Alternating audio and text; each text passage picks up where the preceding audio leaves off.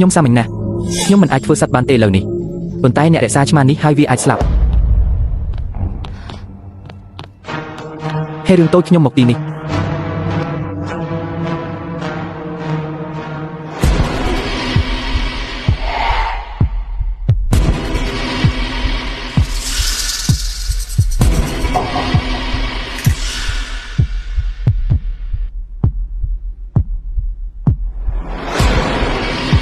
ម្នាក់នេះខុសឬ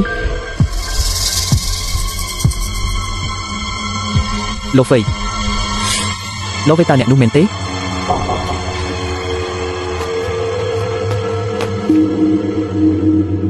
លោកហ្វេតើអ្នកធ្លាប់នៅណាតើក្រុមហ៊ុនមិនបាននិយាយថាអ្នកមិនអាចចេញពីបន្ទប់គេងបានទេ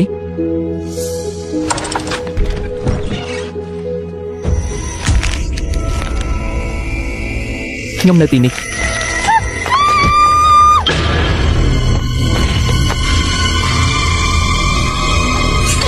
លេឈៀនយកតើអ្នកកំពុងធ្វើអ្វីស្ដាប់ប្តីរបស់អ្នកផ្លាស់ប្ដូរបន្ទប់ហើយគេងលក់ស្រួលឥឡូវនេះទោះមានរឿងអ្វីកើតឡើងកុំចេញមកមិត្តល្អបំផុតរបស់ខ្ញុំសូមឲ្យអ្នករីករាយនឹងសេចក្តីស្រឡាញ់របស់ស្វាមីខ្ញុំគិតថាអ្នកជាស្ត្រីឆ្លាតដូច្នេះខ្ញុំបានប្រាប់អ្នកគ្រប់យ៉ាងអ្នកខកចិត្តខ្ញុំខ្លាំងណាស់នោះមិនមែនជាករណីនោះទេJason hypnosis របស់អ្នកមិនដំណើរការទៀតទេឆ្កេងពីក្បែរផ្ទះកំពុងធ្វើពុតគាត់កំពុងអង្វរខ្ញុំសមត្ថកម្មមិនអាចបរាជ័យបានទេ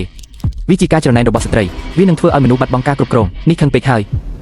ខ្ញុំនឹងជួយពន្លត់ភ្លើង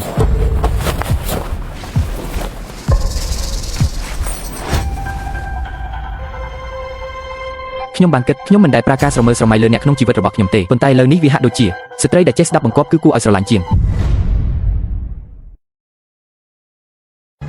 មិនចាំបាច់ទុករបស់ដែលមិនត្រូវការនៅផ្ទះទេប្តីរបស់អ្នកធ្វើស៊ុបឲ្យអ្នកត្រូវតែផឹកវាទាំងអស់ដោយមិនទុកមួយកែវគាត់បានសម្លាប់យោរបស់អ្នកគាត់នៅទីនេះមិនអាចបង្ហាញវាឥឡូវនេះបានទេខ្ញុំត្រូវតែរកភស្តុតាងទាំងអស់ដើម្បីនាំគាត់មកកាត់ទោសគាត់មិនត្រឹមតែសម្លាប់យោរបស់អ្នកប៉ុណ្ណោះទេហើយបានបោកបញ្ឆោតសង្សាររបស់អ្នកគាត់បានបោកបញ្ឆោតអ្នកនៅទ្រព្យសម្បត្តិរបស់អ្នកហើយគាត់នឹងស្លាប់ខ្ញុំមិនអាចធ្វើបែបនេះបានទេមិត្តល្អបំផុតរបស់ខ្ញុំប្រញាប់ឡើងហើយធ្វើវាខ្ញុំឯកាខ្លាំងណាស់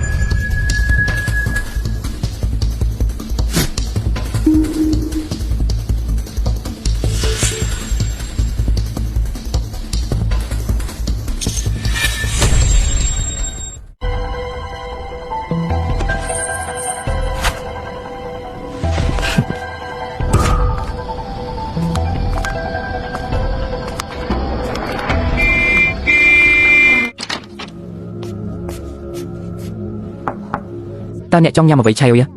ខ្ញុំនឹងរៀបចំអាហារពេលព្រឹកប្រពន្ធខ្ញុំឆាវចង់ទៅសម្រាកលំហែកាយនៅបរទេសថ្មីនេះគាត់មានអារម្មណ៍មិនល្អកុំតាក់ទងគាត់ប្តីល្អខ្ញុំមិនបានមើលថែឆាវបានល្អទេខ្ញុំនឹងធ្វើអាហារពេលព្រឹកប្រពន្ធខ្ញុំល្អស្ដាប់ប្តីខ្ញុំរៀបចំអាហារពេលព្រឹកប្តីអ្នកពិតជាអស្ចារ្យណាស់តើហ្គេមនេះនិយាយអំពីអ្វី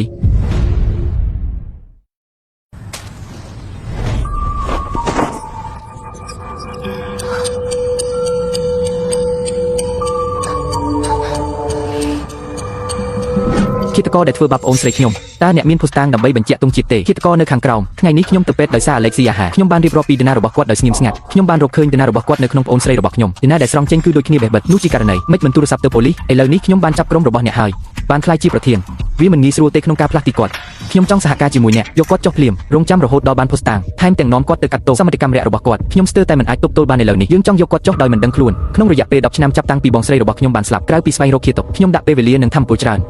ទាំងអស់ប្រើដើម្បីសិក្សា hypnosis ខ្ញុំបានរៀបចំសមត្ថកម្មដោយបង្ខំផ្សេងច្រាសមកវិញបច្ចេកទេស hypnosis រាងកាយគ្រាន់តែបន្ទោសថ្ងៃនេះ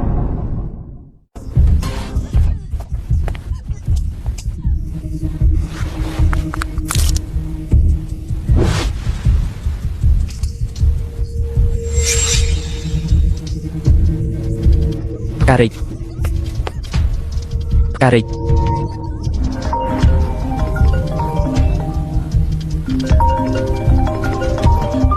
កញ្ញាលូខ្ញុំជាវិជ្ជបណ្ឌិតចេងខ្ញុំមានរឿងចង់ប្រាប់អ្នកស្លាប់បន្ទាប់ពីជួបឧបទ្ទវហេតុនៅព្រឹកព្រលឹមប្រហែលដោយសារការធ្វើពុតជា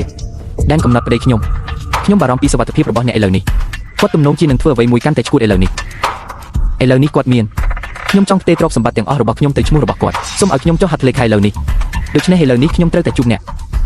ប្តីរបស់អ្នកមានគ្រោះថ្នាក់អ្នកគឺជាវេជ្ជបណ្ឌិត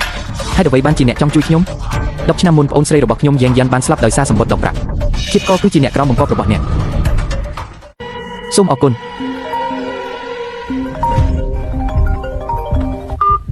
ប្រពន្ធឯងនៅផ្ទះទេកុំទៅណាដើម្បីមើលនរណាម្នាក់យប់នេះខ្ញុំមានកាដូសម្រាប់អ្នកប្តីរបស់ខ្ញុំបាននៅផ្ទះរងចាំអ្នកមកផ្ទះប្រពន្ធល្អត្រូវតែស្ដាប់ប្តី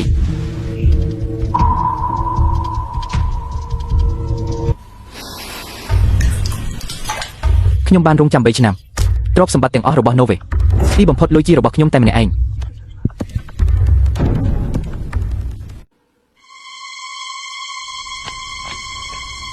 ប្រពន្ធឲ្យក្លិនក្រអូបថ្ងៃនេះពិសេសណាស់ជាការពិតណាស់ពិសេសនេះជាគ្រឿងក្រអូបសម្រាប់អ្នកប្តីរបស់ខ្ញុំអ្នកនៅទីនេះ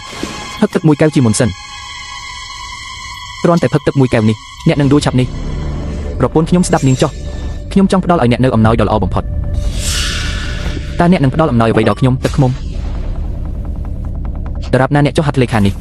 ទទួលបានល្អបំផុតនៅក្នុងពិភពលោក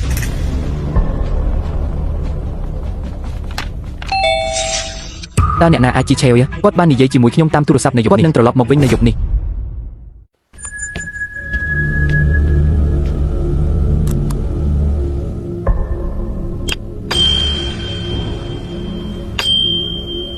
រាល់ពេលដែលអ្នកឲ្យកណ្ដឹងទាំង3អ្នកនឹងបើកប្រាប់ខ្ញុំពីអ្វីដែលអ្នកដឹងហើយស្ដាប់ខ្ញុំឥឡូវប្រាប់ខ្ញុំឈ្មោះរបស់អ្នកកន្លែងដែលត្រូវរក hypnosis ខ្ញុំឈ្មោះ Kekia ខ្ញុំចាប់អារម្មណ៍លើការធ្វើពុតជាក្នុងប្រឡំលោកតាំងពីខ្ញុំនៅក្មេងដូច្នេះខ្ញុំចាប់ផ្ដើមសិក្សាវិធីសាស្ត្រផ្សេងនៃ hypnosis ចាប់តាំងពីពេលនោះមកខ្ញុំចាប់ផ្ដើមរកឃើញថាខ្ញុំមានសមត្ថភាពធ្វើពុតជាតើអ្នកចាំទេអ្នកត្រូវបានគេបោះបង់ចោលកាលពី10ឆ្នាំមុនអ្វីដែលក្មេងស្រីបានធ្វើជាការពិតណាស់ខ្ញុំចាំខ្ញុំទើបតែបានបញ្ចប់ការមើលឌីសក្នុងសារវីដេអូនៅថ្ងៃនោះនៅតាមផ្លូវទៅផ្ទះខ្ញុំបានឃើញក្មេងស្រីម្នាក់នាងមានពណ៌ស្នឹងស្រស់ស្អាតណាស់ខ្ញុំមិនអាចជួយបានទេប៉ុន្តែធ្វើពុតជានាងហើយបន្ទាប់មក